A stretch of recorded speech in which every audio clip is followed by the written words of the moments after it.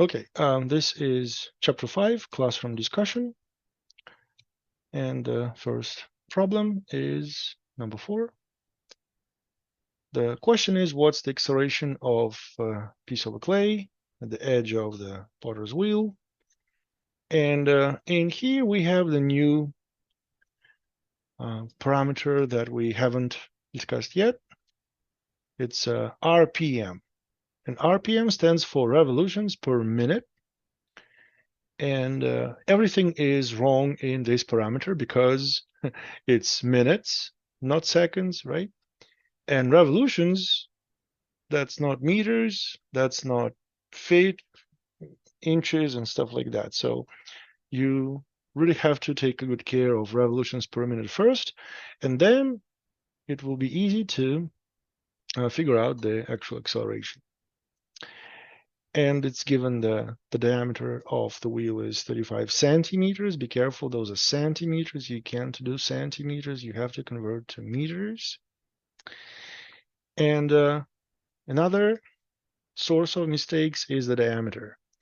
For many cases, the formula involves radius. And the most common mistake, you forget to convert from the diameter to radius. And you know how diameter is double the radius. So you have to divide this number by 2 if you want the radius. And for pi r squared as the area of a circle, or v squared over r, that is the centripetal acceleration, your radius, if that's radius, that's not the diameter. Be careful. Okay, we have a wheel. That's a circular motion. And for that kind of motion, we define centripetal acceleration.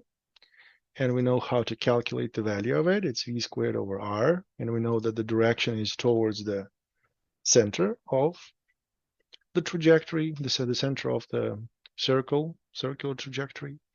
So here's a little sketch for you to see how velocity vector is tangent to the trajectory, and centripetal acceleration has a direction towards the center of the circle. Once again, be careful, even though it's a uniform motion, the magnitude is the same, but direction is not the same. It changes with time. See, it was what? South of west here. Now it's due east there, so direction changes. And because there is a change in velocity, we have acceleration. What kind of acceleration? Centripetal acceleration.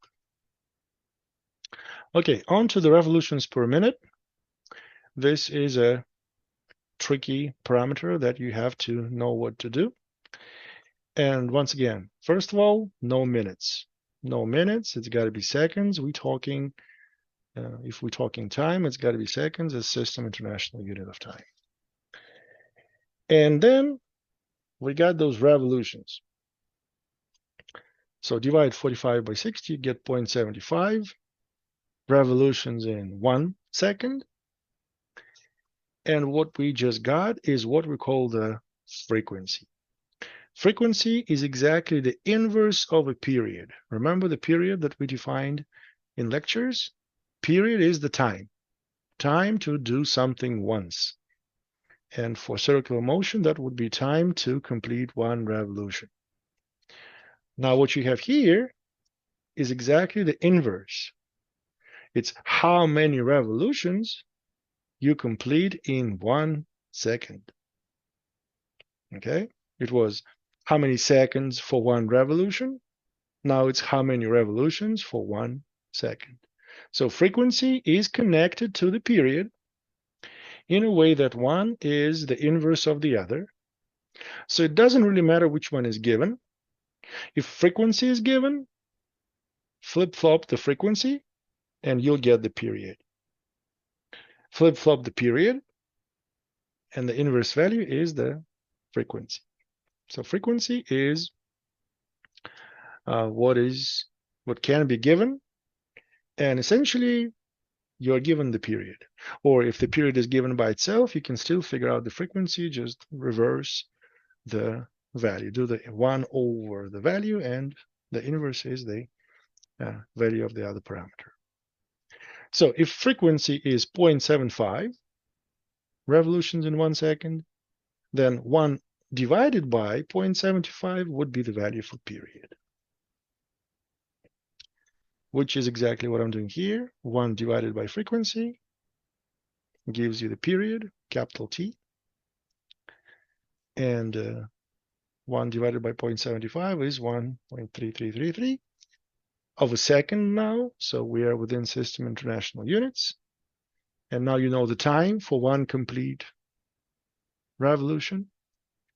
And distance traveled, we're doing circles, so it's 2 pi r. 2 pi r is the circumference. T is the period. Diameter is given. Be careful, it's not 35. You have to convert 35 centimeters into meters. So it's 35 and 10 to the negative second for meters. It's 2 times the radius. That's why you got the diameter as is. Pi is pi. See how by the way, for pi, we have 1 more extra sig fig so that the error does not propagate.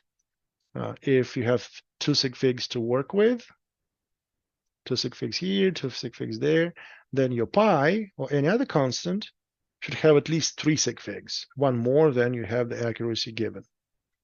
Because if you'll just say 3, that's not enough of an accuracy. 3.1, still not enough. You want to keep 1 extra to make sure that the error does not propagate. Do not round up too early.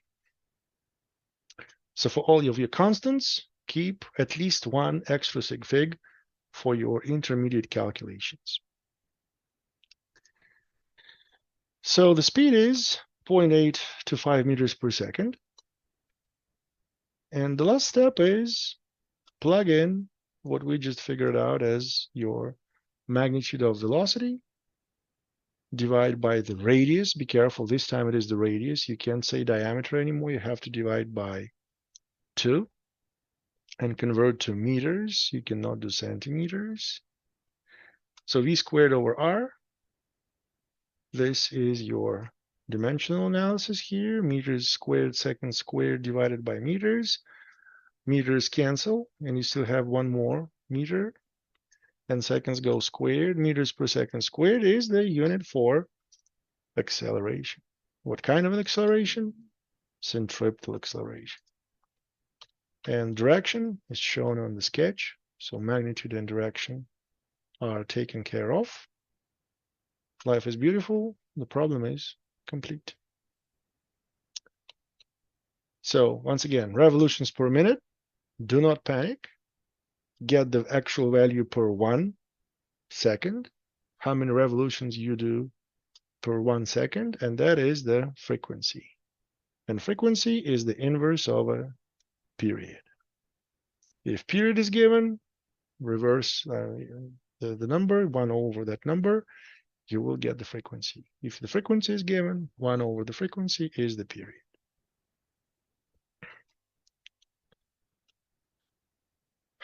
Okay, on to the static friction between the tires and the road. If we want the level curve, see there's no banking this time, it's just level. Radius is given, and speed is also given, but the first thing you say, oh my God, it's kilometers per hour. You cannot do anything with kilometers per hour. You have to convert to meters per second. Only System International Units. Let's do that. Huh? Where is it? Oh, okay, I'm not doing it right now. I'm just gonna go with physics, and then we do the conversions for calculations. First of all, we have to show forces and acceleration, and the best way to do it is the front view. The car is going either towards you or away from you. By the way, this is how you show it. If it's towards you, then that's the notation, like a tip of an arrow towards you. And if you see the cross, that means away from you. So you see the back of the arrow, like away from you. So It is the car that is about to hit you. It's going straight towards you out of the page. What are the forces acting on the car? First of all, there is gravity, pulling it downward towards the center of the earth. Then the car is sitting on the surface, and the surface is a flat horizontal surface. So normal force, normal means perpendicular. It's perpendicular to the surface. So normal reaction force is up, and it's a counterbalance to gravity. And then we want to make a turn. Making a turn, you need centripetal force. What are the options? Remember, you say gravity, tension, or friction. Well, gravity is not the case here. We're not talking about orbital motion between planets here. Tension is also out of the conversation because we don't have any ropes, cords, and strings. The only remaining option is a static friction. So static friction towards the center of that curvature, that curve that we want to make. And because net force is towards the center of that circular trajectory, acceleration is also in the same direction. The second Newton's law, you see here, specifically states that whatever is the direction for acceleration, that's the direction for the net external force. Net external force would be to the right. You add up all those three vectors, top and the bottom counterbalance each other, and you have static friction that is not balanced by anything, so this becomes your net force. This is your net acceleration. And what kind of acceleration is that? Centripetal acceleration. So three forces and centripetal acceleration. That's what we get. Now on to y-axis. Y-axis is up. Normal force has the same direction. So normal force is positive. Gravity has opposite direction. So y is up, gravity is down. Gravity has a negative component onto y. And static friction is perpendicular to y-axis. Every time something is perpendicular to an axis, that vector has zero component on that axis. So static friction gives you 0. And what do we say for acceleration?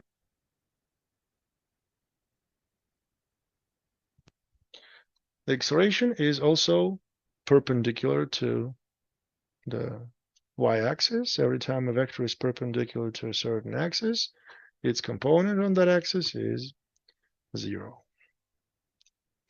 I know it's annoying that I'm saying over and over again the same rule, but this is how you'll remember it. And once you start solving your own problems, you'll say it again and again, and you say, oh, because it's perpendicular, it's got to be 0. So I'm doing it on purpose. Sorry if that's annoying. So onto y-axis, you have normal force being exactly the same as gravity in the opposite direction. Magnitude-wise is exactly the same. So the car is not flying up into the sky, and it's not going to hell towards the center of the earth. Okay, for static friction, we need the x-axis. So what do we have for x-axis? See how normal force is perpendicular, so normal force is 0 onto x. Gravity is perpendicular, so it's 0 onto x. Static friction is parallel, and it's in the same direction, so static friction is positive. And acceleration is also pointing in a positive direction, so acceleration has positive component. So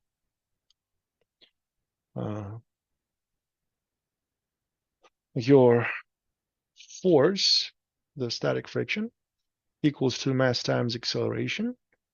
And let's recall that static friction is the coefficient of static friction times the normal force. And normal force is mg. We just proved that from the y components. So instead of Fn, you say mg. And mu mg is the force. Mass times acceleration is your second part of it. Is this the right part of the second Newton's law? Fun fact, mass cancels on both sides, so mass is not important. And centripetal acceleration is calculated as v squared over r.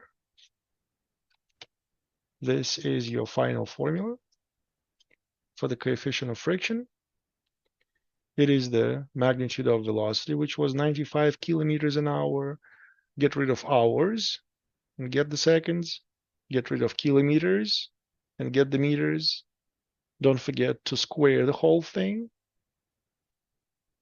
because it's v squared. Radius is given. G is 9.8. Do the mathematics. Grab your calculators and make sure you're getting the same number. It's 0.57. And be careful. This is an exception to the general rule. No units. Your coefficient of friction has no units.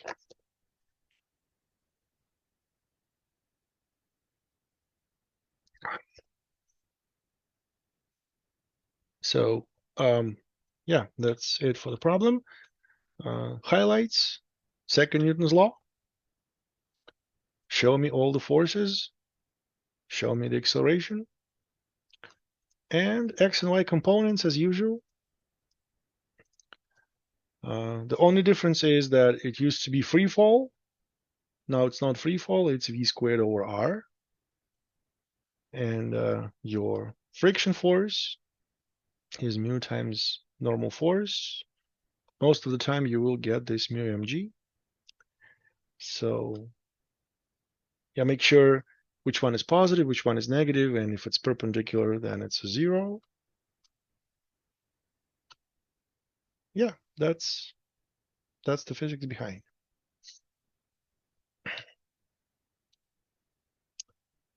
Okay, on to the gravity problems. We got a spacecraft traveling from the Earth to the Moon. And where is that sweet spot when there is a zero net force between the gravitational fields? Well, there's always gravity in space. Don't you say no gravity, right? And in this case, there will be two gravitational forces acting on the spacecraft, one from the Earth and one from the Moon.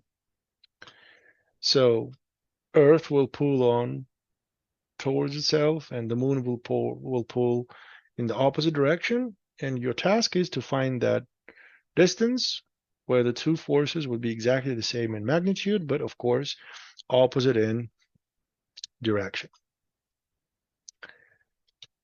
So you say net force is 0. That's what we're looking for. So the two forces, add them up together as vectors, will give you 0. So for that moment, acceleration will also be 0, of course. So solving for the Earth versus the Moon, you have to use the universal law of gravity by Sir Isaac Newton, capital G, mass 1, mass 2, and the distance between the two masses squared. So for the Earth, the mass of the Earth, the mass of a spacecraft, and the distance between the two, that's what we defined as d. We have to solve for d. We don't know what the d is, but that's going to be the distance. And you square it because the inverse square law for gravity says so. Now for the Moon, what do we get? We get the mass of the Moon now. It's not the mass of the Earth anymore. It's the mass of the Moon and the mass of a spacecraft. And what is the distance here? Well, consider the whole distance between the Earth and the Moon as x. And d is already the distance between the Earth and the spacecraft. So what is here? It's the x minus d. Let's say d is, I don't know, 5, and x is 15. If you have 5 and the total is 15, how would you calculate the remainder? Well, it's 15 take away 5, and you'll get the 10, which would be the distance between the moon and the spacecraft. So it's x minus d. That's the distance. Don't forget to square it because it's the inverse square law. And you have to set them equal to each other because we're solving for the sweet spot when the magnitudes are exactly the same. So what do we see? We see that capital G cancels on both sides. Mass of the spacecraft cancels on both sides. And you have this little proportion, mass of the Earth to the distance squared, mass of the moon, x minus distance squared. That's all you have to solve for. You have to solve for that sweet spot of a d. And you don't want squared, you want just the d by itself, so you take radicals on both sides. Yeah, every time you take a radical of something squared, you actually have two answers. But don't you worry about negative answers. Distance cannot be negative. Like mathematics-wise, we're kind of making a mistake and we're losing one of the roots. Physics-wise, we're just losing the root that doesn't make any sense in terms of real life. It's like time cannot be negative, distance cannot be negative. So just solve for the positive option and you're in a good shape. Now, if it's A over B, C over D, you can do the cross multiplication between the sides of those fractions. And it's cross multiplication statement. Transfer everything to one side. Factor out the D, because we want to solve for D. Divide both sides by this paren with two radicals. This is more of an algebra thing. Just trying to solve for what's missing in the terms of what's given. By the way, consider all the masses of the planets and the sun being given. You can find those values in the back of the textbook. Or you can just Google those. Don't worry for the test. I will provide all the necessary data from tables. And the sizes, like the radii for the sun and the earth, everything is also given. So distances between planets is given. Sizes of the planets are given. And masses are also considered astronomical constants. You don't have to remember any of that and consider those given. So, oh, it's actually the front page, the cover that has all those details. So, anyways, you solve for this distance and it is 346 million meters. So, yeah, it's of course closer to the moon because the moon is less massive. So the center of mass is going to be not halfway, but closer to the Earth. So for the same amount of force, you definitely have to be closer to the moon rather than closer to the Earth, because if you're closer to the Earth, it's going to be a stronger force. Earth has a greater gravitational field to exert on the rocket.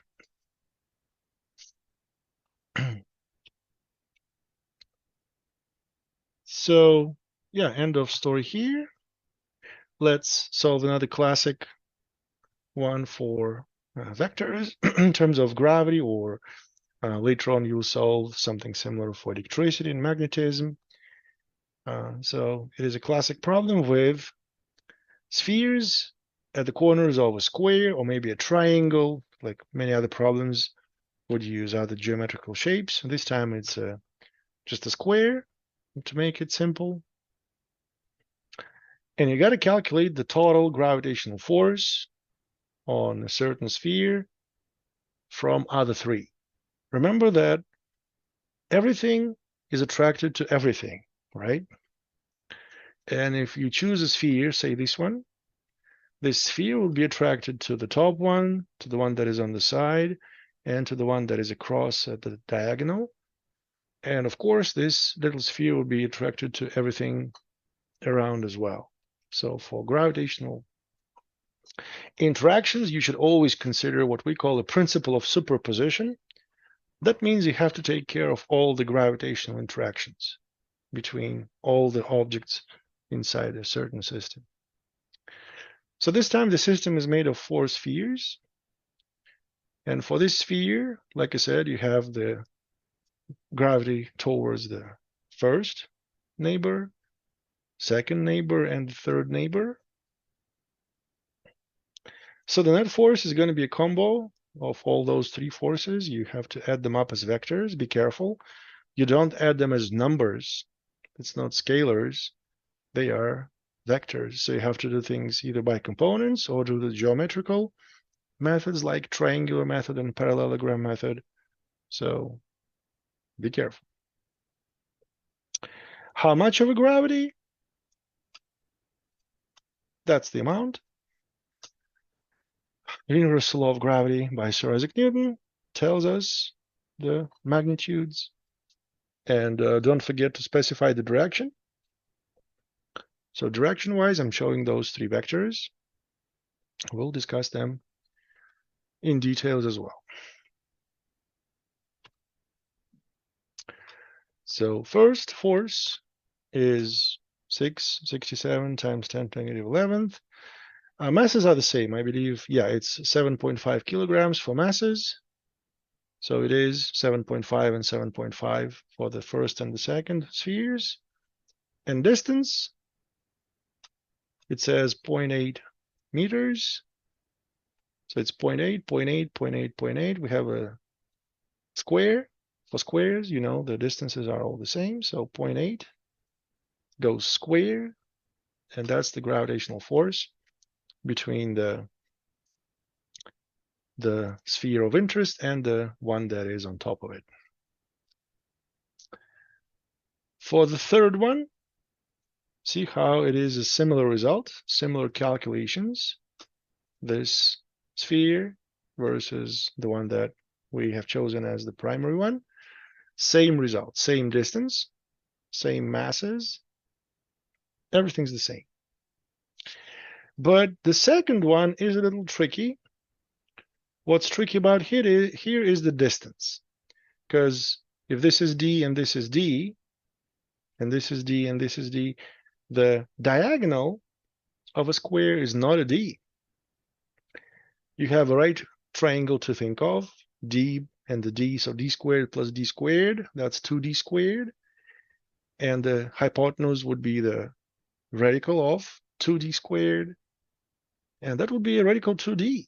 So it's not D, it's radical 2 times the D. And this radical 2 is what makes the second distance a little different. So the result for gravitational force is a little different as well. You had 5.86 nanonewtons. Now it's 2.93 nanonewtons. Because you have this extra radical 2, and you square it, so that becomes an extra coefficient of 2. So that's definitely a parameter to keep in mind. So far we got this. You got 5.86 this way, 5.86 this way, and 2.93 that way. Once again, do not ever add those numbers as scalars. They are vectors. If you'll just add them up as is, that's a fail. I'm not going to give you more than 1 out of 10 for such a problem then. You have to add them as vectors, and you have to do it by components. So you add all the x components, then you add all the y components. This is my x, this is my y. And then you'll get the net force as the sum total of all of those components. So adding x and y components separately. For x component, you have 5.86. And then you have this times the cosine of 45. And the third force provides 0 component onto x-axis because third force is perpendicular to x-axis. Every time a vector is perpendicular, the component is just 0. So only two components, two forces, give non-zero values, and you add them up, and that's what you get. Onto y-axis, what do we get? Onto y-axis, same thing. You have positive value here, 2.93 times the sine of 45 degrees. And then this third force is perpendicular onto y. And if it's perpendicular, it's going to give you a 0 value. So only two non-zero values added up together, and you get, yeah, it is the same result because everything is symmetrical, but see how out of 3 terms, we only got 2 because they are vectors. And if a vector is perpendicular, then it's a 0 value. Okay, now we got the net components. We added up all the x components and we got this value. We added up all the y components. We ended up with this value. What do we do now? Now we do the distance formula or the Pythagorean theorem. And my net force is the hypotenuse in this right triangle, or you can think about a parallelogram and it's a diagonal. Either way, it's one side squared plus the other side squared, one side squared plus the other side squared, and the radical out of the sum, boom, gives you this many newtons as the net force of gravity. It's still not the end because magnitude is one thing. The other thing is direction. Direction-wise, you say, okay, I have 7.9 units in this direction, 7.9 as opposite side, opposite over the adjacent. Boom, you have just one. Arctangent of 1 is exactly 45 degrees. It makes sense because we originally had the square. Remember the square and the net force? You add the first and the third one, you get something similar to what you have as the second one. And then you have the second one to be added to that one. So the net force is exactly 45 degrees because it has the same direction as FG sub G, F is the sub G2.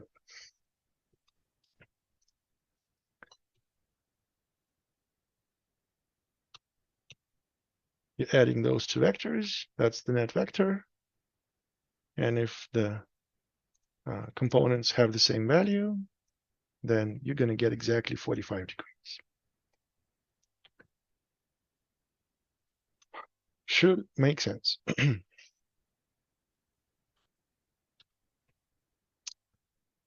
Okay, and now for satellites, how much time for a complete orbit? You may take the acceleration due to gravity is essentially the same. So let's do this. We played with Kepler's laws during the lecture. Now let's do the same for the circular motion. The centripetal force is now gravity. And that's what you get from the universal law of gravity. Acceleration is centripetal, and the value for centripetal acceleration is v squared over r. So let's plug it in and see what we're going to get. You can see how velocity is tangent to the orbital trajectory, and centripetal acceleration is towards the center, which is the planet Earth. And the mass of the satellite cancels right away. And you can see how you have r on one side and r squared on the other side. So one r cancels, the other r stays.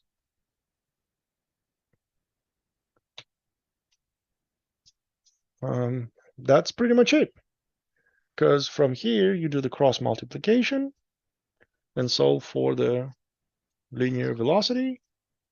And it's g, capital G, the universal gravitational constant, mass of the Earth, And like I said, 1r stays, so it's the distance between the center of the trajectory and the satellite distance. So this is your bread and butter if you are into spacecraft modeling at NASA. This is your orbital velocity to stay in orbit. And if you have more than that velocity, you will eventually go into space away from Earth. If you have less than that velocity in your spacecraft, guess what? You will fall on the Earth. That satellite is going to fall on the Earth. Okay, from the other hand, it's the same velocity that is distance over time. Distance is one complete revolution, one circumference, and time is the period. So you can set up them equal, the right sides. It's the same v on the left side, so it's going to be the same on right side. So set its right sides equal to each other. And solve for what's missing. What's missing is says the time for one complete revolution. That means period is what we're looking for. So solve for the period, cross multiplication here once again. Combine like terms, divide by what's missing. Boom, you got all the numbers here. Radius of Earth in meters, of course, system international units. And you square it, and you cube it. Capital G is the universal gravitational constant. Mass of the Earth in kilograms, of course, it's given. Grab your calculators, do the math, multiply by 2 pi, you will get about 5,000. And if it's time, you're going to get seconds. So what is that 5,000 seconds? Remember, there are 3,600 in 1 hour. So it's 3,600 and like another, what, 1,400. So it's like 1.5. 1.5 hour only. Think about it. This spacecraft, the satellite, will make a complete revolution in just 1 hour and 30 minutes. It's been 2 hours and 15 minutes since the beginning of our lecture. So by this time, an International Space Station has already completed the whole revolution around the Earth. This is how fast it goes. Just think about it. It takes us, the whole day to travel from, I don't know, New York to, I don't know, Tokyo or, the other side of the world. And for a space station, it's just 1 hour and it's already a complete revolution. It's pretty fast. It's crazy fast, in fact. That's why it is in orbit. That's why it never hits the Earth. That's why it keeps on missing the Earth and it's free falling. So 5,000 seconds for one complete revolution. It's a crazy number once you start thinking about it, but that's exactly what's going on in space for satellites.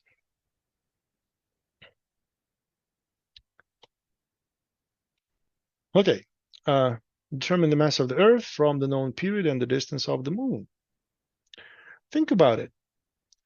For any two objects in space that you can measure the time for one complete revolution and the distance between the two objects, you can tell the mass. This is super duper powerful for astronomy once again. You can see the stars orbiting other stars, and once you time the overall revolution for those two stars, that's what you see in telescopes. And once you measure the distance, that you can also do with parallax technique or Cepheid variables technique. I mean, the problem is, it's not even a problem. Nowadays, we can measure the distances between those objects that are billions and trillions of miles away. you can tell the mass of something that is so far away without going there, without putting it on a scale. This is pretty powerful. That's what astronomers use on a regular basis, because once you know the mass of something, you can tell other parameters pretty easy as well. So, distance between the two objects, time for one complete revolution. That's all you need, because it's 2 pi r and the capital T for the period. And we just defined, we derived this little equation in the previous analysis, the second Newton's law, the universal law of gravity and centripetal acceleration. So using the same result and setting it equal to the definition for linear velocity, back in the previous problem, we solved for capital T. We solved for the period. Now we're going to solve for the mass of the planet. And once you do all the calculations, once again, it's a good practice for you to go grab a calculator and see if you're getting the same answer or not. Of course, it's you can't say like for the moon, you have to convert to seconds. See how you start with 27 days for one complete revolution. And 1 day is this many seconds, so cancel the days. You will be left with seconds. Now there is the distance between the moon and the Earth, of course, in meters as well. System International. Boom, you get the same value that you have in the textbook. So it's pretty crazy how you can tell the mass from distance and time. The more you think about it, the more you're going to appreciate that.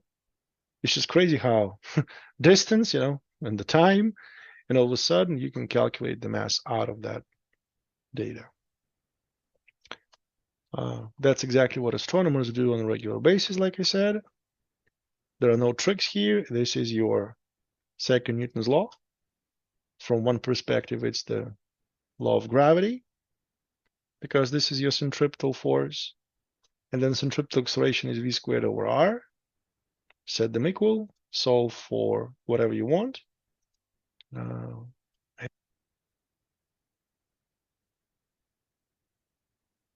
And the other perspective is distance over time in general.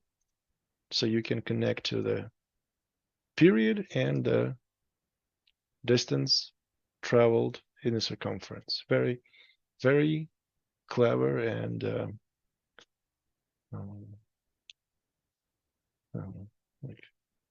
very clever scenario to solve for all the basic parameters, all the basic physics parameters.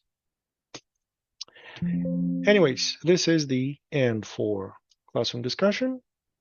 I'm gonna stop the recording.